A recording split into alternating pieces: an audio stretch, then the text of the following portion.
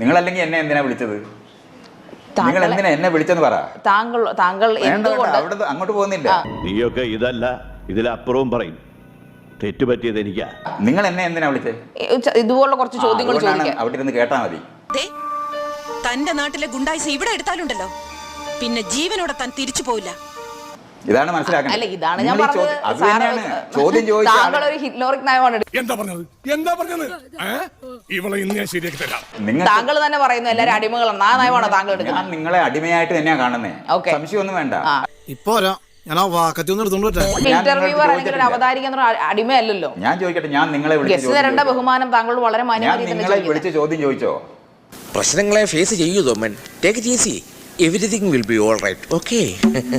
ഞങ്ങളുടെ ഗസ്റ്റാണ്. നിങ്ങൾ എന്റെ ഗസ്റ്റ്, നിങ്ങളുടെ ഗസ്റ്റ് ആണെന്നുണ്ടെങ്കിൽ മര്യാദയ്ക്ക് മിണ്ടണം. ഞാൻ പറയുന്നത് കേൾക്കണം.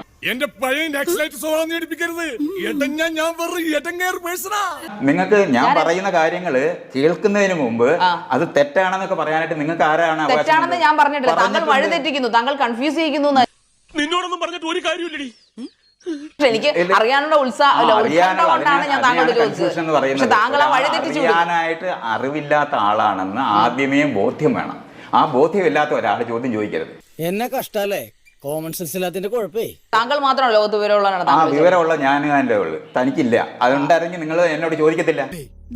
അനാവശ്യം പറയരുത്. നോൺസെൻസ്. തനിക്ക് വിവരമുണ്ടോ? നിങ്ങൾക്ക് എന്നെ വിളിക്കുന്നത് ഞാനൊരു ചോദ്യം, നിങ്ങളൊരു ചോദ്യം എന്നോട് ചോദിക്കണമെന്ന് നിങ്ങൾക്ക് തോന്നുന്നുണ്ടല്ലേ? അതെ.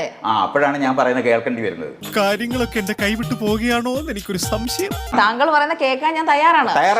തയ്യാറാണെന്നുണ്ടെങ്കിൽ മിണ്ടാതിരിക്കും. അവിടെ മിണ്ടാതിരിക്കണം നിങ്ങൾ. എനിക്ക് ദേഷ്യം വന്നാലുണ്ടല്ലോ എല്ലാം കൂടെ വലിച്ചു കൂട്ടി കത്തിക്കും. താങ്കൾക്ക് നല്ല ടെൻഷൻ ഉണ്ടോ? എന്ത് ടെൻഷൻ?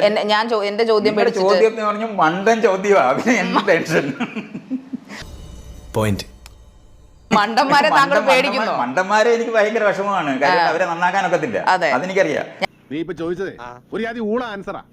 സ്ത്രീ ആയതുകൊണ്ടായിരിക്കും താങ്കൾ എന്നെ എങ്ങനെയൊക്കെ വിളിക്കുന്നല്ലേ? നിങ്ങൾ സ്ത്രീ എപ്പോഴും അടിമകളാണെന്നാണ് താങ്കൾ പറയുന്നത്. തൊട്ട് മുമ്പ് ഇവിടെ ഒരു സ്ത്രീ ഇരുന്നിട്ടുണ്ട്. അവരുടെ ഇങ്ങനെ അവരെ താങ്കളെ പ്രകോപിപ്പിച്ചില്ല. അതൊരു പാവക്കുട്ടി. പിന്നെ മര്യാദ കെട്ട സ്ത്രീയാണ് ഇരിക്കുന്നത്.